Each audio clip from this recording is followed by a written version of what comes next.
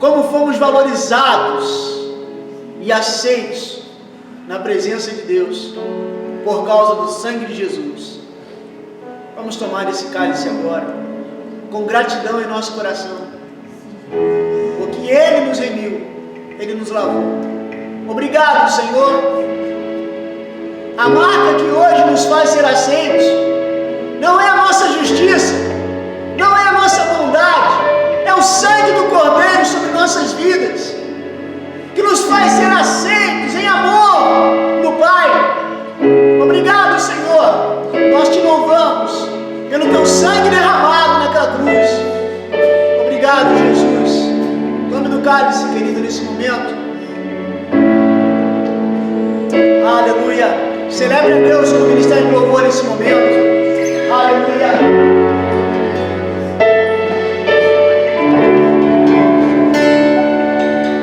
Tu reinas no trono dos céus, a criação se prostra aos teus pés. Tu reinas vestido de glória, os anjos te adoram.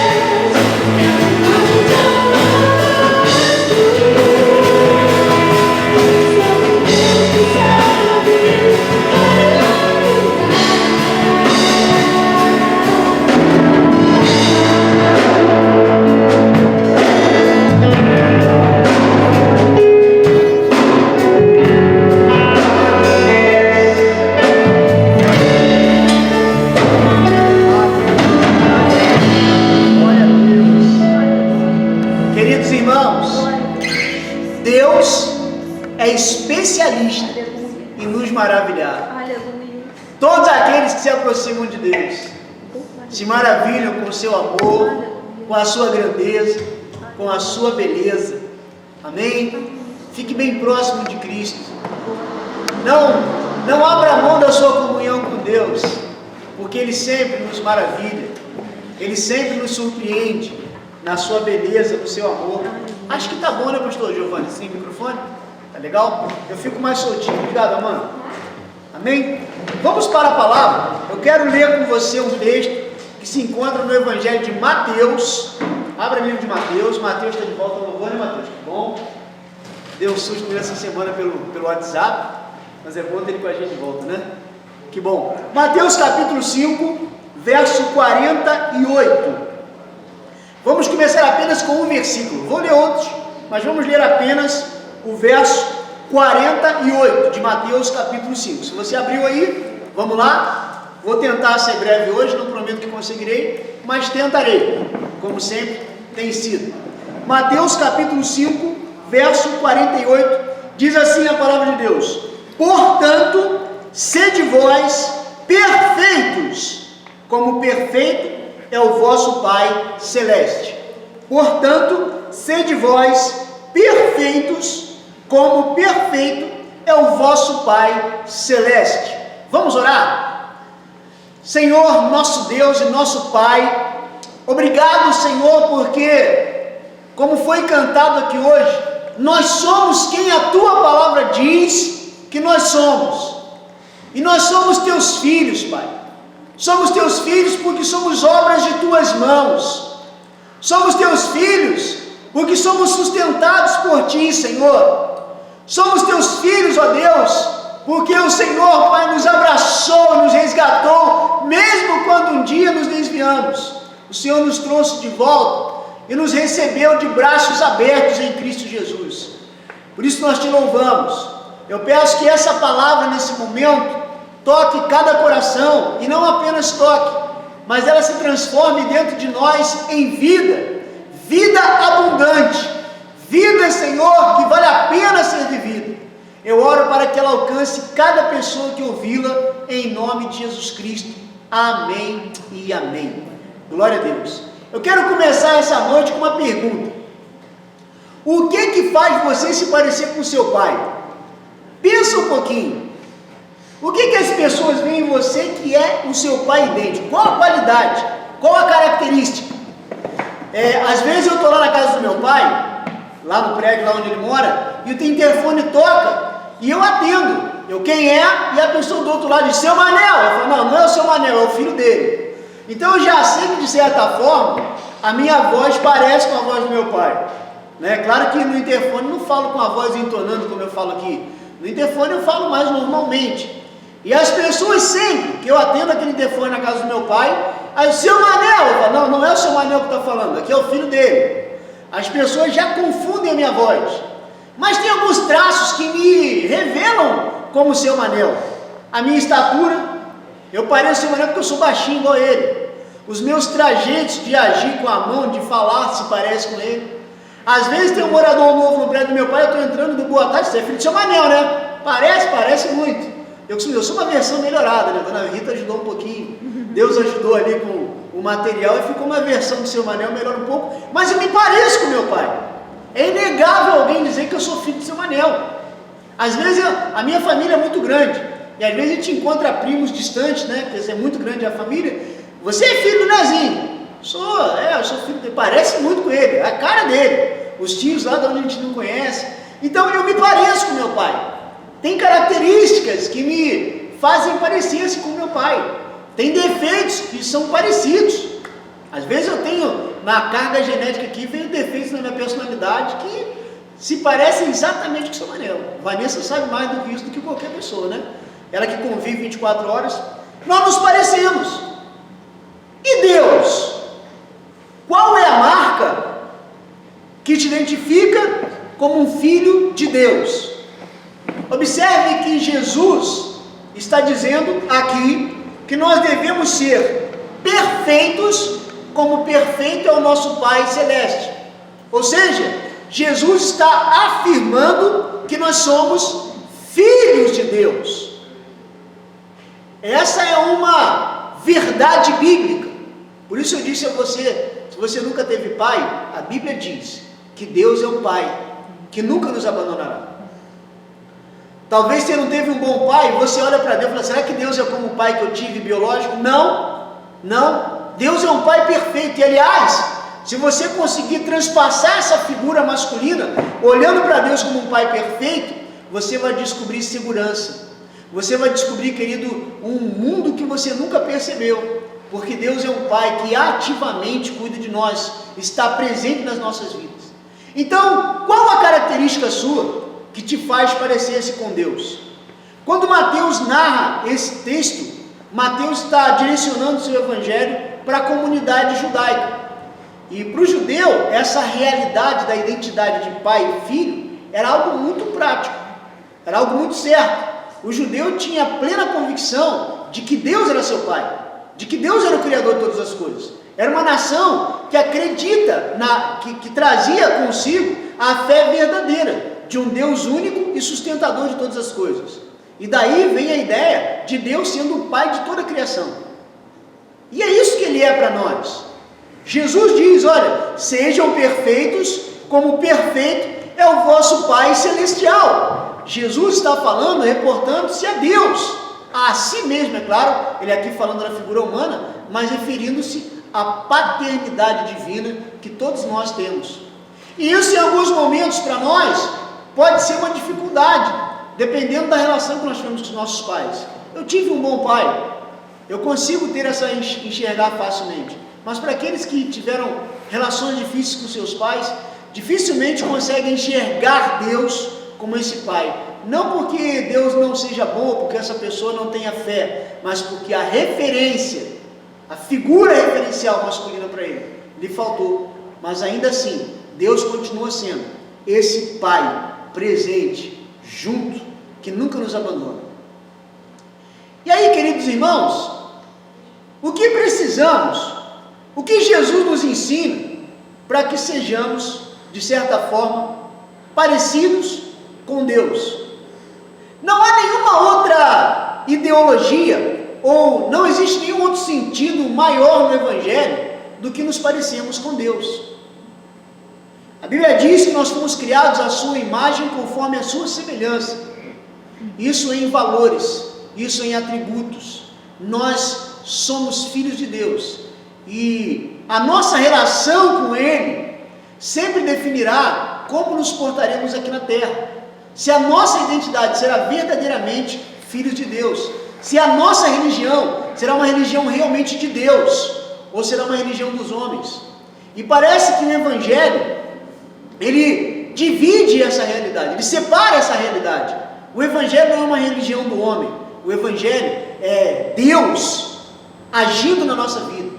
É uma relação íntima do homem com Deus, que faz com que cada dia mais Deus o influencie, que faz com que cada vez mais ele suba ao nível, queridos irmãos, de relacionamento entre si, com o próximo e também com Deus.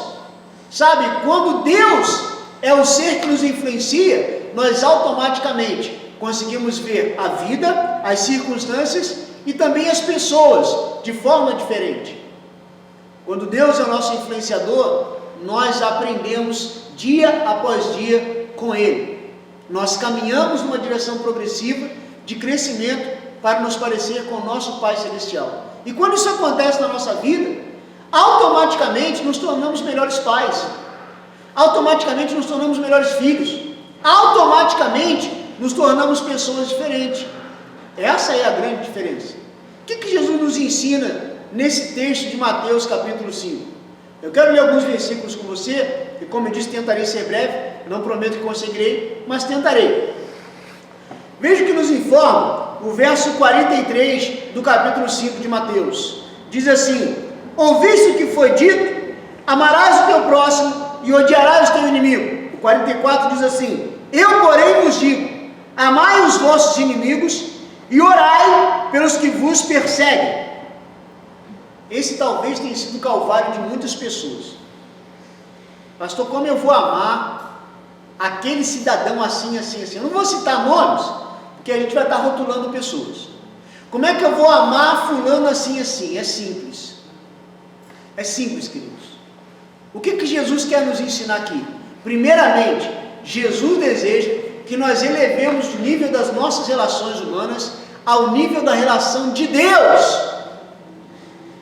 Jesus deseja que nós elevemos o nível das nossas relações interpessoais da mesma forma que Deus leva para com as pessoas. Porque Ele é o nosso Pai. E para nos parecermos com o nosso Pai, nós precisamos ter um nível de relações interpessoais maiores. Deus deve nos influenciar nas nossas relações. Nós não podemos, queridos irmãos, não devemos olhar as pessoas de forma humana. Paulo escreveu aos Coríntios que diz que nós um dia já vimos as pessoas de forma carnal, mas agora não vemos mais ninguém de maneira carnal ou com os olhos naturais. Há um desafio que é nós enxergarmos a vida, as circunstâncias e as pessoas da perspectiva divina e não da perspectiva humana, porque a perspectiva humana é falha. Eu não sei se você concorda comigo, mas esse texto, Jesus está reportando-se ao Antigo Testamento, as leis, e Jesus está dizendo assim: olha só, vocês ouviram o que foi dito, que os antigos disseram: ame o teu próximo e odeie os inimigos de vocês. Eu quero dizer que vocês devem subir o nível. Vocês devem amar os seus inimigos e vocês devem orar por aqueles que vos perseguem. Por quê? Porque isso, queridos, é elevar o nível das nossas relações com Deus, conosco e com o próximo. Quando eu entendo a mente de Deus, eu preciso minimizar a minha humanidade, a humanidade da minha mente. Deixa eu usar um exemplo para você. E agora eu vou jogar uma pimenta aqui na pregação. Tem muitos cristãos que são a favor da pena de morte. Mas a minha pergunta para você é: será que Deus é a favor que pessoas morram e se percam sem Ele? Acho que esse já é um bom começo para discutirmos sobre isso. Nós acreditamos que o direito à vida é um dom de todos. Talvez você que esteja aí do lado e é contra o que eu falei, talvez seja: pastor, mas e quem já morreu? Eu falei: eu lamento, nós não podemos, não temos o controle da vida das pessoas, mas também não temos o direito de tirar a vida de ninguém. Talvez essas pessoas que já morreram de pena de morte, será que elas não teriam tido uma oportunidade de se arrependerem? Essa é a nossa pergunta. Então, quando eu entendo a mente de Deus, e Deus não deseja que ninguém se perca, a própria Bíblia diz que Ele não quer que ninguém se perca. Se a minha mente é alinhada com a mente de Deus, eu também não devo desejar a morte de ninguém, ainda que esse alguém tenha causado dor na minha perda, e perda de pessoas que eu amei, ainda que essas pessoas tenham agido com crueldade. Será que é isso que Deus deseja? Será que esse é o coração de Deus? Será que Deus, queridos, Ele nos tratou de acordo com os nossos pecados, quando nós ainda éramos filhos da ira? Não. A Bíblia diz lá no Salmo 103, que Ele não nos trata segundo os nossos pecados, e nem nos retribui consoante as nossas iniquidades. Pois assim como o céu se alteia, são mais altos que o céu, assim, queridos irmãos, Ele é misericordioso para conosco. E assim como o Oriente está distante do Ocidente, assim Ele afasta de nós as nossas transgressões. Deus não nos trata de acordo com os nossos pecados. Se assim fosse, não estaríamos aqui hoje. Por isso, queridos irmãos, nós precisamos hoje, como cristãos, nos parecer com Deus em nossas relações interpessoais. Pastor, eu tenho o direito de não querer falar com alguém. Tem. Você só não terá o direito de dizer que você é um cristão verdadeiro. Talvez eu esteja mexendo numa ferida no seu coração. Pastor, o senhor não sabe como eu estou. Você está ferido? Busque a cura da sua alma. Porque a amargura, ela vai matá-lo. Pastor, mas eu fui traído, fizeram isso comigo, eu fiz isso, eu fui... Deixa eu te falar uma coisa, queridos irmãos. A cruz não apenas nos salva, ela nos cura.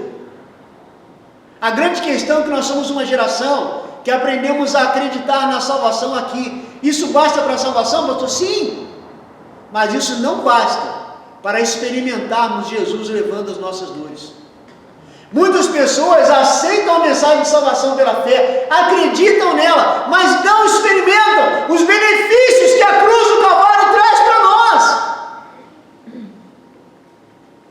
Quantos precisamos de mais Estevãos nesse tempo, que enquanto estava sendo apedrejado, olhou para o céu, viu Jesus glorificado e disse assim: Senhor, não imputes a eles esses pecados. Estevão estava pronto, queridos irmãos, curado. Ele experimentou a cura de Deus. Quantos cristãos, queridos irmãos, hoje estão morrendo na mão dos seus algozes e ainda assim conseguem orar por aqueles que estão tirando suas vidas? Isso é cura, isso é nível alto nas relações. Eu quero desafiar você que está me ouvindo aqui agora, a se voltar para Deus e dizer: Senhor, eu quero ser influenciado pelo Senhor.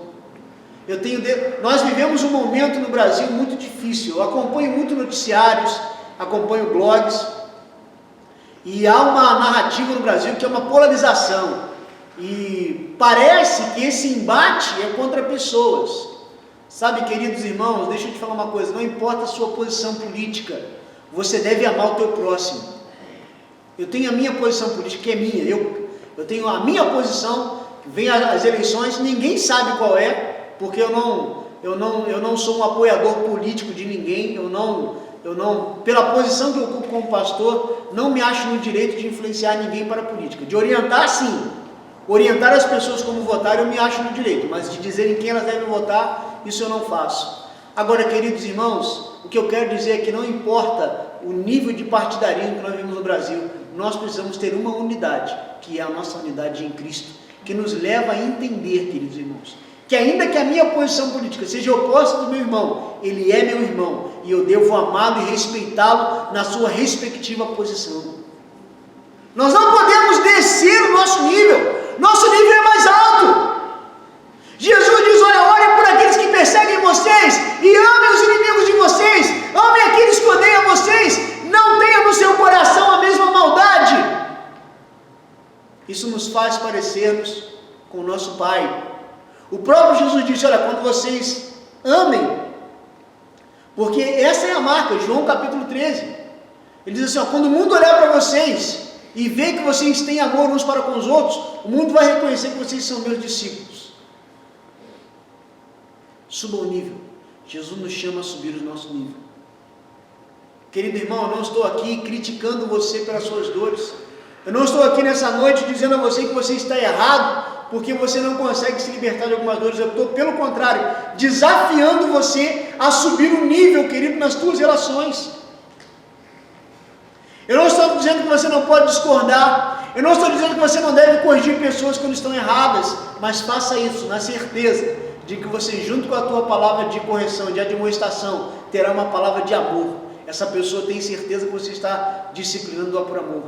Eu tive mestres na minha vida, no seminário, pessoas que me disciplinaram duramente, mas eu tinha certeza que atrás daquela disciplina, atrás daquela repreensão, havia amor pela minha vida. Aquelas pessoas queriam o bem da minha vida. E por essa razão, queridos, eu fui construído. Suba o seu nível de relações. Relacione-se melhor consigo mesmo, com Deus e automaticamente com o seu próximo. Como é meu relacionamento melhor comigo mesmo, pastor? Quando você entende que você não é mais nem menos do que alguém, você é simplesmente igual. É daqui a pouco o próximo nível, o próximo ponto que eu vou falar. Como eu me relaciono bem com Deus? Aceitando quem Ele é e buscando ser como Ele é. Não existe nada no Evangelho mais importante do que nos parecermos com Cristo. Até porque a palavra cristão, ela vem de um vocábulo grego que é cristoiano, quer dizer pequeno Cristo, alguém que se parece com o seu mestre. Então, essa é a realidade. E com o próximo, eu quero amá-lo como Cristo ama.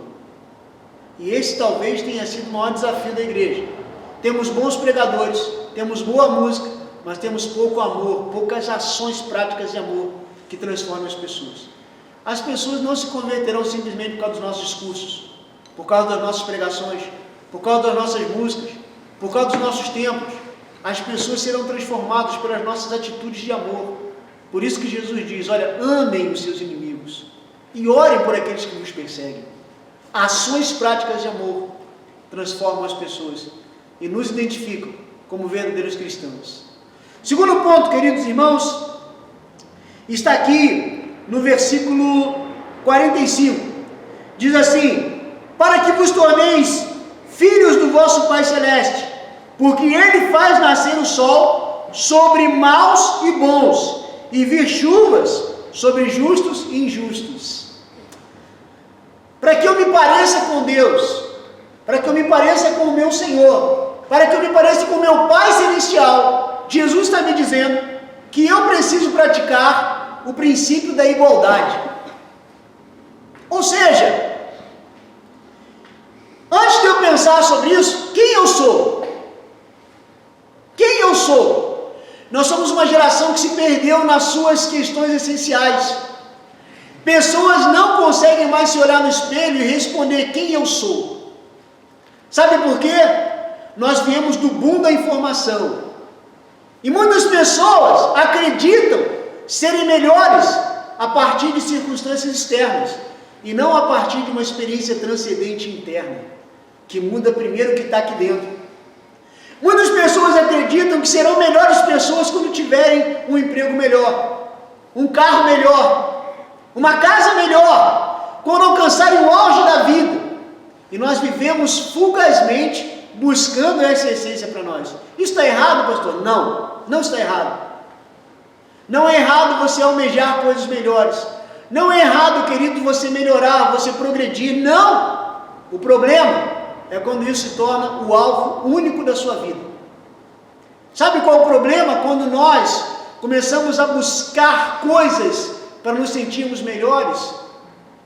O problema é que isso desvanece a nossa essência, quem nós somos. Sabe por quê, queridos? Quando eu começo a buscar subterfúgios para me sentir melhor, significa que há um vácuo na minha existência essencial. Significa que eu não estou satisfeito com quem eu sou e aquilo que eu tenho. Não estou praticando o princípio do contentamento. Eu já vou chegar onde você está imaginando. Então, ou seja, quando o ter ou almejar algo mais me faz sentir um ser humano melhor, eu estou vulneravelmente, perigosamente, arriscadamente, andando na beira de um abismo da morte da minha essencialidade. Sabe por quê, queridos? Quando falamos de essencialidade, nós podemos encontrar miseráveis em palácios, e podemos encontrar nobres em choupanas. Sabe por quê? Não tem a ver com o que você tem ou deixa de ter, mas tem a ver com quem você é. Quando o texto diz que Deus, Ele faz nascer o sol sobre bons e maus, e a chuva sobre justos e injustos, o que Deus está nos ensinando? Que não importa, querido, o que você faz, o que você é, Deus, Ele trata a todos com igualdade. Para Deus, o que importa não são circunstâncias externas, mas o que está aqui dentro. Conta uma história certa feita, que Jesus apareceu para um andarilho, um amigo da rua. E ele falou assim: olha só, você sabe quem eu sou? Você, eu sou Jesus. E eu quero falar uma coisa para você. Você tem 5 dias para entrar numa igreja e entregar a sua vida para mim, porque senão você vai morrer e vai se perder. E ele viu que era Jesus, ele ficou, eu tenho que fazer alguma coisa. E ele começou, tinha uma igreja ali naquele bairro onde ele andava, e ele chegou de fininho na hora do culto, tentou entrar, não, você não pode entrar aqui assim. Mas moço, eu disse, não, você não pode, você não está apropriado para o culto. E aí não conseguiu. Segunda vez, ele veio e tentou entrar disfarçadinho, não, você não pode entrar. E por fim, aquele andarilho tentou 5 vezes entrar naquela igreja e não conseguiu. E chegou lá o 5º dia, e aí Jesus apareceu para ele, bateu no ombro dele: Senhor, eu tentei entrar naquela igreja, Senhor, eu tentei entrar, mas não deixaram, o Senhor sabe, eu tentei entregar minha vida ali. E Jesus bateu no ombro e falou: tudo bem, filho, sem problema, tem 40 anos que eu tento entrar nessa igreja também e não consigo. Sabe, queridos, porque Deus não está se importando com as nossas vitórias, com aquilo que temos. Tudo isso é bom, é maravilhoso, mas Deus se importa com quem nós somos, com o que está em nosso coração. Jesus, quando Ele andou entre nós, queridos, Jesus nos ensina a maior capacidade. Jesus era acessível a todos. O nosso problema, sabe, nós às vezes fazemos distinção de pessoas. E Tiago, ele é muito enfático com a igreja, ele fala só, cuidado com a acepção de pessoas. Tiago vai falar, se chegar um cara rico com anéis, você botar ele lá na frente e botar o mais pobre embaixo, você está fazendo acepção de pessoas. O Evangelho, queridos, é a única ideologia de vida, onde todos são iguais. A igreja do primeiro século enlouquecia o Império Romano, sabe por quê?